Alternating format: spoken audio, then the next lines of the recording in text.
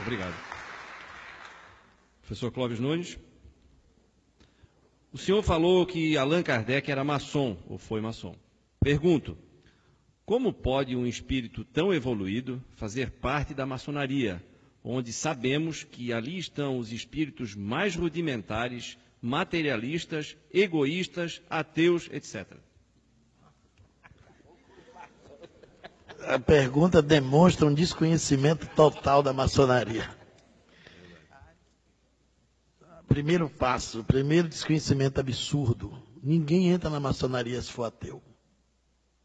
Você só é maçom, só é iniciado na maçonaria se você crê em Deus. Se não acreditar em Deus, não entra na maçonaria. Veja que é o preconceito, né? A instituição é estigmatizada. O espiritismo também foi estigmatizado. A maçonaria é instituição de classe, gente. Tem nada a ver com coisa ruim. Os maçons todos são homens de bem. Um dos princípios da maçonaria é a família. Eles todos são filantrópicos. Onde tiver uma maçonaria no mundo, tem filantropia. Tem escola, tem instituição para amparar cegos, deficientes físicos. Eles são beneméritos da sociedade. Grandes revoluções históricas foram feitas pela maçonaria. Grandes seres foram maçons. Mozart foi maçom. Simão Bolívar foi maçom. O grande cubano, maçom, que foi responsável, e um professor fantástico, José Martí. E quando Cuba se libertou, ele disse a grande frase do mundo. Quando perguntaram a ele se ele estava feliz com a libertação da independência de Cuba, ele disse não. Minha pátria é a humanidade. E onde tiver uma nação opressa, eu não estarei feliz enquanto ela não encontrar sua liberdade. Andrada, o responsável pela Inconfidência Mineira, foi maçom. Leon Denis, o grande filósofo espírita, foi maçom até a sua morte. No Brasil, tem milhares de espíritas maçons. Muitos maçons. A maçonaria é a reunião, um encontro que reúne as diferenças. Tem católicos, protestantes, muito poucos, mas tem, espíritas, tem padres maçons ativos, empresários, tem judeus maçons. O único critério exigido para você entrar, crer em Deus. A maçonaria não é ateia. Então, isso é um mero preconceito. Allan Kardec foi maçom antes de ser espírita. O fato é que antigamente no século XIX, aí vai o período da cultura, os maçons tinham um codinome. Eles tinham um pseudônimo. E não se apresentava com o nome original. Do mesmo jeito que Dom Pedro I foi maçom, e a maçonaria foi responsável pela independência do Brasil, foi tudo arquitetado lá, como a revolução também da Bolívia e outros grandes feitos da humanidade, foram conspirados na maçonaria. Tiradentes foi maçom, Tomás Antônio Gonzaga foi maçom, a Inconfidência Mineira toda foi maçônica.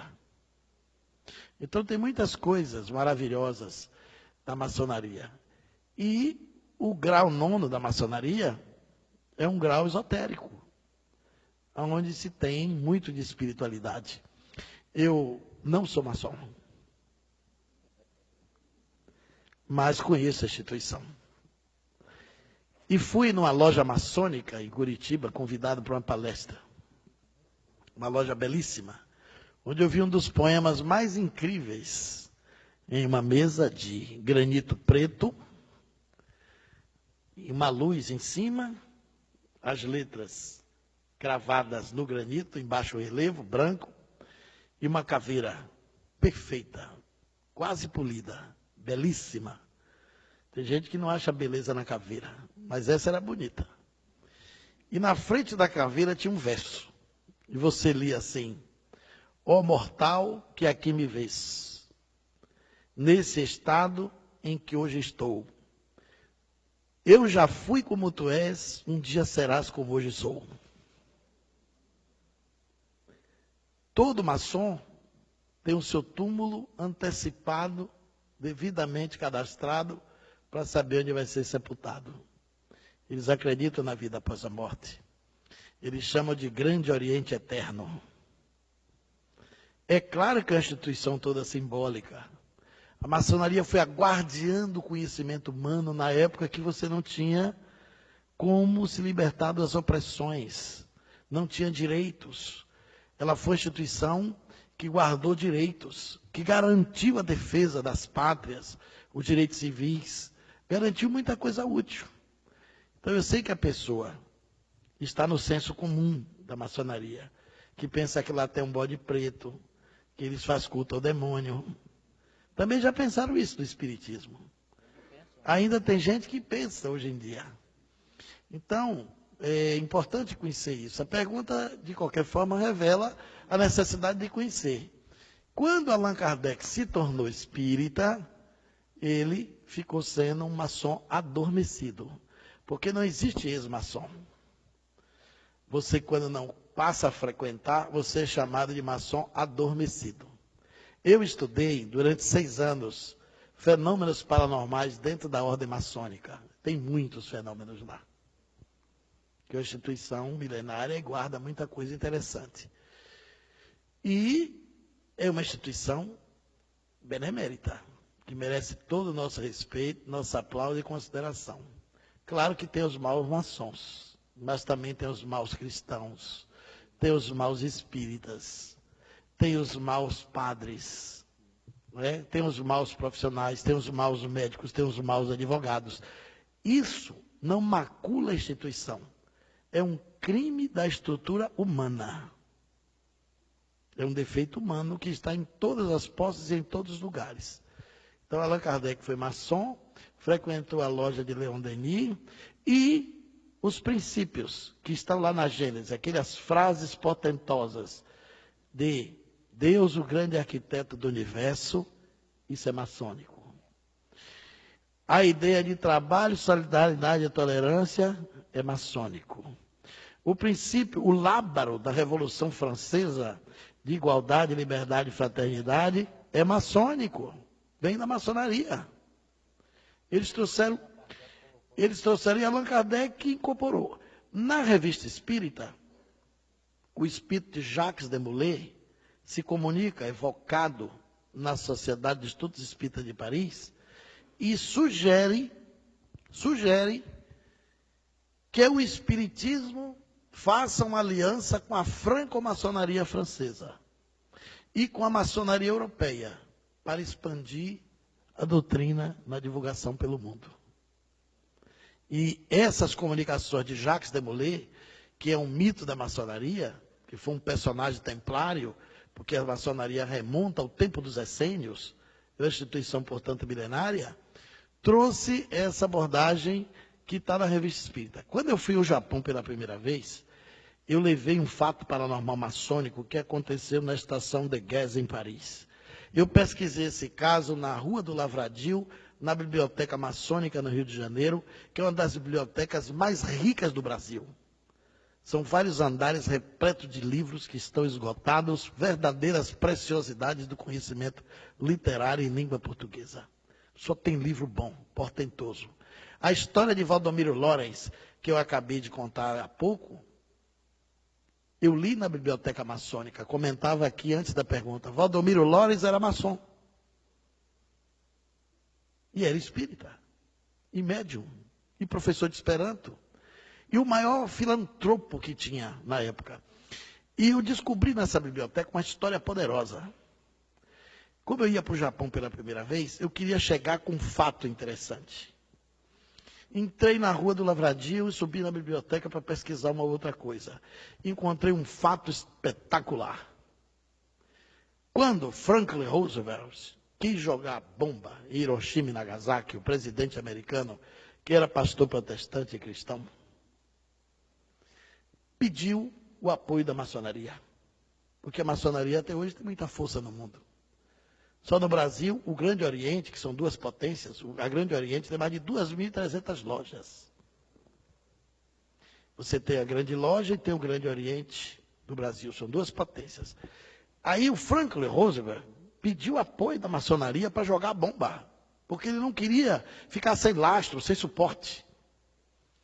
A estação de Guess reuniu os veneráveis de toda a maçonaria francesa e da base da Europa. Se reuniram para decidir se apoiava ou não a jogada da bomba nas duas cidades de Hiroshima e Nagasaki, a bomba atômica. Mais de 30 oradores se inscreveram para falar. Na última hora, um orador francês. E geralmente era colocado pela ordem do grau maçônico para falar. Esse homem tinha um grau elevado, e 2 oradores pediram venha para falar depois, acabou que ele foi sendo o segundo orador. Ele falou durante 35 minutos. Todos os oradores suspenderam a palavra. A maçonaria foi contra a bomba. Ninguém precisou falar mais nada. O silêncio foi sepulcral. Feria todos os princípios maçônicos. Matar. Explodir bomba num povo inocente, matar civis. Os princípios maçônicos são todos princípios pacifistas, de fraternidade universal. Quando esse orador terminou, teve um jantar maçônico. Procuraram o homem. O homem desapareceu. Sumiu. 2 secretários da loja do outro dia foram mexer nos arquivos e viu um livro. No livro tinha uma fotografia, uma pintura. E era o orador. E foram mostrar o venerável da loja. Olha aqui, o orador de ontem. Ele disse, impossível. Será que foi ele mesmo? Ficaram na dúvida. E o rapaz disse, foi eu que fiz a inscrição dele. O orador se chamava Conde Saint-Germain. Estava morto há muitos anos. Ele se materializou dentro da maçonaria, fez um discurso de 35 minutos e estagnou o apoio da bomba atômica do Japão. Eu abri minha conferência com isso. Na plateia tinha 2 maçons. A maçonaria estava chegando no Japão naquela época. Esses 2 maçons me levaram ao encontro do Dr. Hiroshi Motoyama, diretor da Universidade de Ciências Humanas, que também era maçom, um grande cientista japonês. Então a gente tem que ter muito cuidado para não embarcar na onda do ouvir dizer. Porque durante muito tempo os espíritas também faziam parte com o demônio. Na época do regime militar, os militares obrigaram os centros espíritas a ter livro de presença, e até hoje tem centro antigo que tem o por vacina. Aquilo é porque os militares receberam a queixa que os espíritas eram comunistas. Foi a cruzada dos militares espíritas que impediu que a ditadura fechasse todos os centros espíritas do país. Muito centro espírita foi apedrejado no começo do século, inclusive lá na Bahia, nos anos 40, 50, porque dizia que a gente evocava Satanás. E até hoje tem gente que pensa que o espiritismo e macumba é a mesma coisa. Então, a maçonaria é uma instituição benemérita. E Allan Kardec, depois da doutrina espírita, não frequentou mais a maçonaria, não porque ela fosse uma instituição equivocada, mas por causa dos afazeres, das obrigações, ou porque no espiritismo ele se descumpriu do dever de seguir os símbolos. E a maçonaria tem rituais, tem símbolos, tem paramento. O espiritismo não tem símbolo, não tem paramento, não tem nenhum tipo de ritual, não tem hierarquia, não tem rituais. Começou a ficar incompatível com a doutrina mais elevada, mais alta, que ele percebia com a filosofia e as suas pesquisas com o conhecimento espírita. Desculpe eu ter avançado na hora, mas eu roubei 30 segundos de Zé, 1 minuto do professor e os 15 segundos dele que ficou para trás.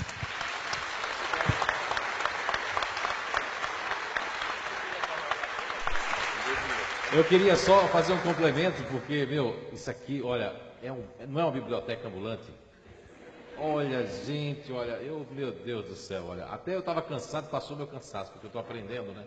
A gente está sempre aprendendo. Eu queria fazer só uma alusão, eu não conhecia a maçonaria. Eu via muito falar, ler e tudo mais. E o ano passado, eu acho que foi o ano passado, né? Foi eu, você e Débora. A gente foi receber um convite de uma loja para dar uma palestra por causa de um livro que e atiçou muito eles, que chamam o livro Arqueologia do Ser, né? Que eles estudam, inclusive, lá.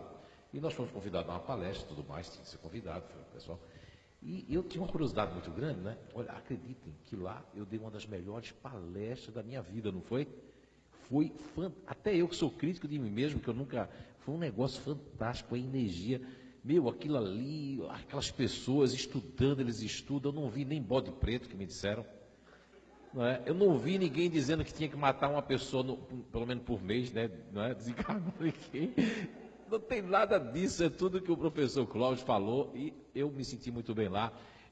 Isso é uma grande verdade, mas é um mito que as pessoas criam, não é? Eu tenho um irmão meu que é evangélico, que ele diz que a maçonaria é coisa do demônio, do diabo. Nem sabe que a maçonaria faz tanto bem, né? Às vezes até os próprios evangélicos, né? Foi muito bom. Bem, eu também já fiz diversas, né, repetindo, palestras de maçonaria.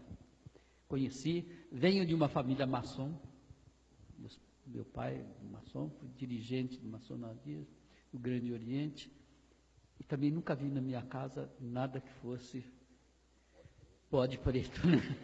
Aliás, na realidade, o bode preto já é expiatório mesmo.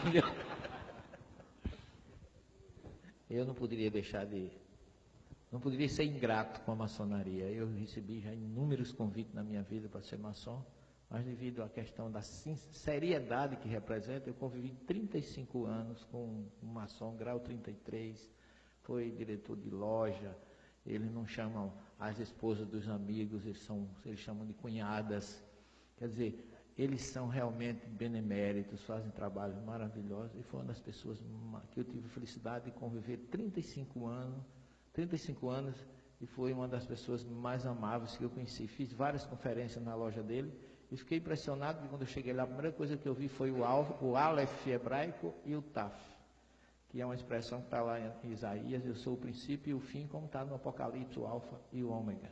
E eles cultuam também a Arão, irmão de Moisés, que é o representante da espiritualidade no judaísmo. Então é uma instituição que, até onde eu conheço, muito séria, muito respeitável, e que nós espíritas jamais poderemos pensar ou ter esse pensamento da maçonaria.